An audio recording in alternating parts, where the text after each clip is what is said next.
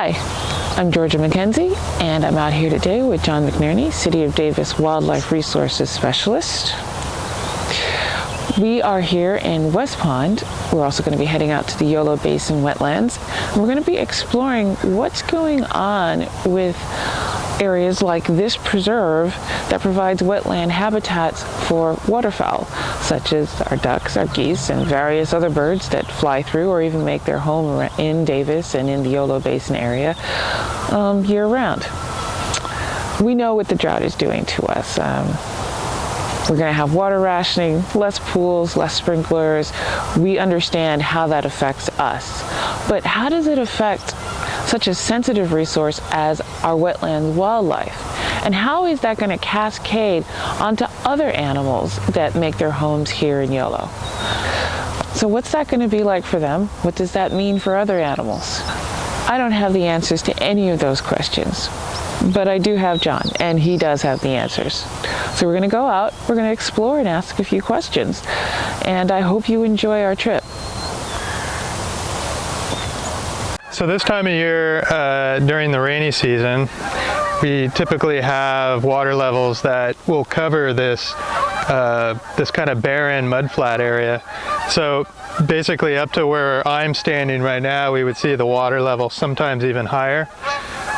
During the summer, just the lower portions will have water in them, so you can see it's even drier than what we might see during the summertime. And that's simply because we haven't been having any rain. And they'll continue to use this site just because they're habituated to it. So if they've bred here in the years past, they'll come and try to breed again, whether there's water or not. But a lot of times, those nests will fail, or at least the young won't make it, because there's no brood water habitat for them. Once they hatch out, there's nowhere for them to go hide, and they need that water to hide. Tell me a little bit about what I'm seeing. So we're at the Davis treatment wetlands. This is a wetlands habitat that utilizes treated wastewater effluent that leaves the Davis treatment facility. And the benefit of having this access to that kind of water is during drought years like this, where other wetland habitats are pretty much bone dry, we're able to keep water out here. So this water here is independent of any rainwater that falls. This is purely treated effluent. So you can see there's a higher diversity here than what we might see in other drier wetland areas that we're experiencing in the area. And that's largely a result of just not having these birds not having access to those other resources, so they tend to concentrate in where the water is, which is here. Much higher diversity of waterfowl, and these types of habitats in the winter here in the Central Valley are extremely important to a lot of migratory waterfowl. A lot of studies show that the foraging quality and the availability of food for birds in the wintering grounds, so in these areas here, has a direct relationship to the success that they have in reproducing once they migrate back north up into Canada and Alaska. The concept is to build up fat reserves, and that's what these birds are doing right now. They're eating a lot of zooplankton, seeds, grasses, aquatic plants, building up fat reserves in preparation for their return to the northern regions. And if they have a lot of fat on their body when they get back up there, then they are able to start laying eggs quicker, defend their resources better, and have a better success rate at raising their offspring to help support the overall populations. Okay, well, somebody could look at this and say, well, we're not really having any problem with water from what I can see. You got a lot of water here. Yeah, they could definitely make that assumption, but this is just a small example of water that's independent, or wetland managed wetland system that's independent of rainfall. So again, this is all treated effluent here. So this is wastewater that's been treated and released. So we're able to support at least a small portion of habitat.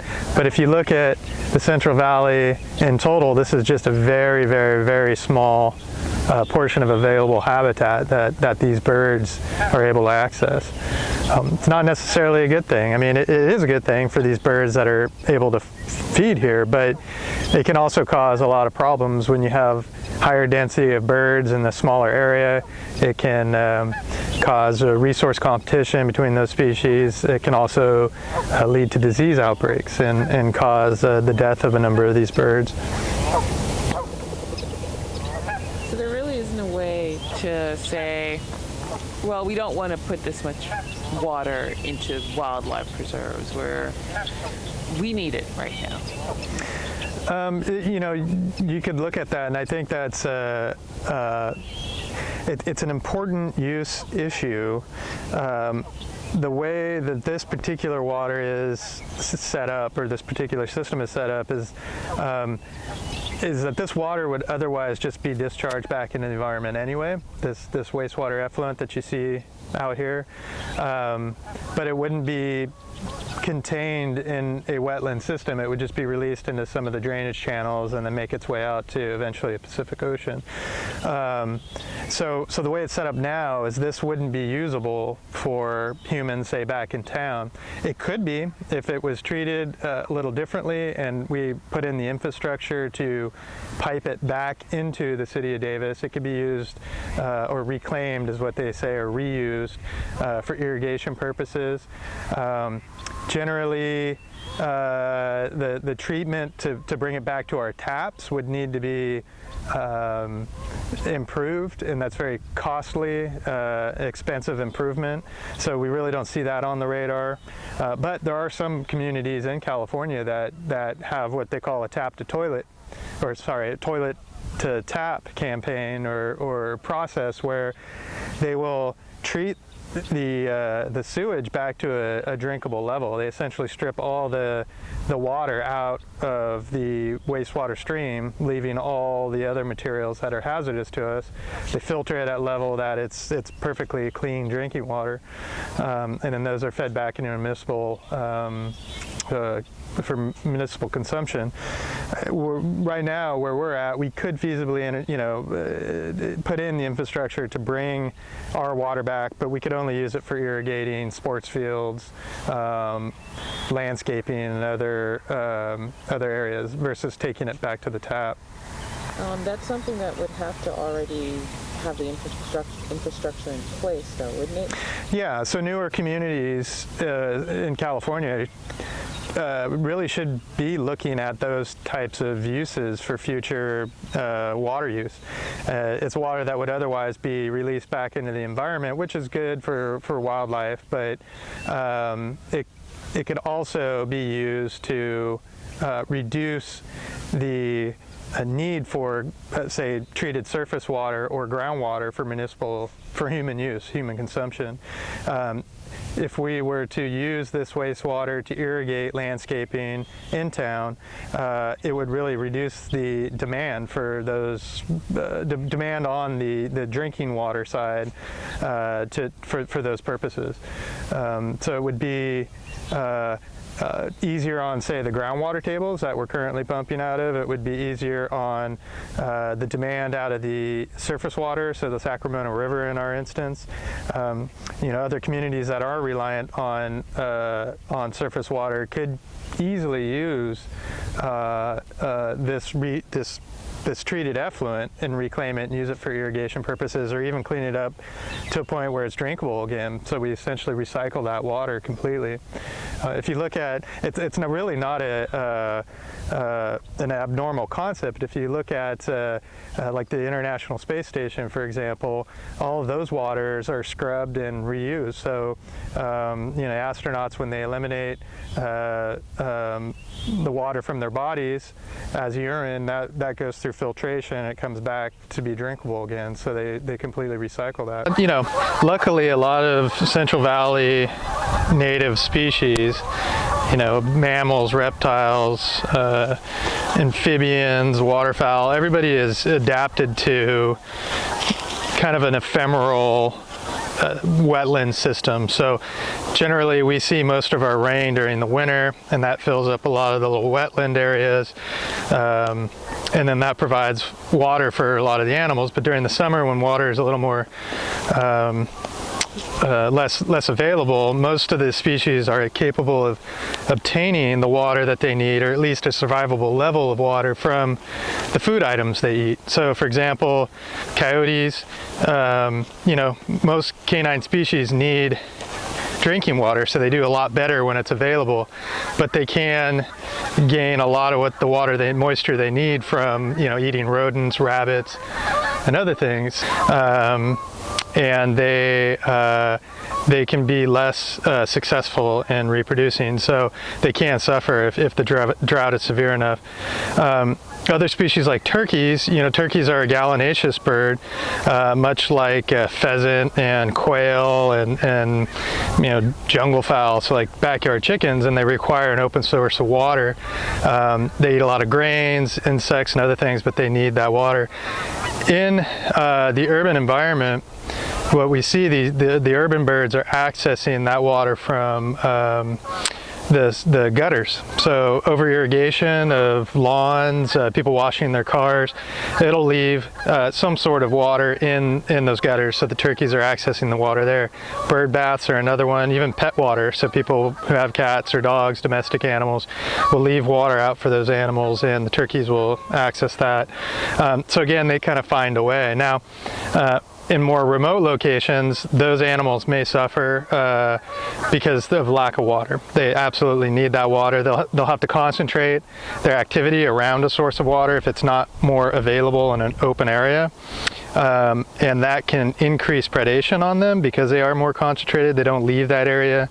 They're not spread out and moving around. So coyotes or bobcats will key into that, and they will visit that flock more frequently, and so predation rates can go up on that. I think the biggest loser in a drought year in the Central Valley would be aquatic and semi-aquatic or amphibious animals, so frogs, toads, and certainly most of the fish that occupy the more permanent bodies of water. When those bodies dry up, so do the fish. If they can't move, then they're done. They get eaten. Frogs can survive drought conditions for a while, usually a couple of years, before they really start seeing an impact on the population. But they need water to reproduce. That's the bottom line, is they can't reproduce if there's no suitable water nearby. But they, as far as the individuals surviving, they do what's called estivation, where they'll go into burrows underground and kind of hibernate. It's a little bit moister underground. If those hibernacula dry up, then they run the risk of perishing as well. So that's how couple of years of drought can really dry out the soil and those burrows and reduce the amount of habitat that's available.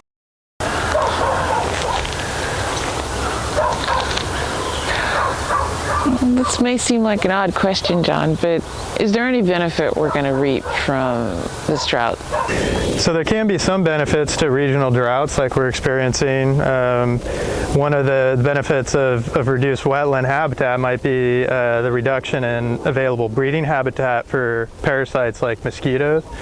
Mosquitoes in this area transmit West Nile virus and some other diseases, so we can see a reduction in the number of adult mosquitoes looking for blood meals because the breeding habitat isn't there, so the transmission rates can go down locally. So I'm out here at Julie Partansky Pond, which is one of the many wetland preserves we have here in the city of Davis, where I'm shooting. And things have improved.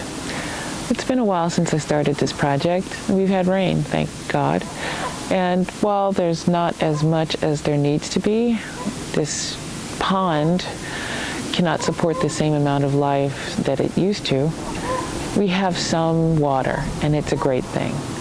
And I'm feeling a lot better about what's happening because I went out with John and he certainly did educate me on what we're doing and how our water systems are helping the wildlife around us be able to survive. But now what? It's not going to stop here. Are we prepared for a drought that's more of a regular thing? I don't believe this is going to be the last drought California is ever going to have. I also don't believe this is the last time we'll have as severe a drought or that it won't be more frequent. So what are we doing? How are we planning to survive that? And what can we do as consumers to make things easier on the water sources around us? Are there ways that we can have short-term benefits right now that can aid us in maybe saving a few pennies? Or what can we do in the long term? What should we be looking for? Well, those are other questions, and hopefully I'm going to find some people who can give us some answers. Until then, I'm really glad you came along with me and you stuck it out this long watching it. And I hope you learned something today. And I hope we all can learn something for tomorrow. Have a good one. It's really a great park.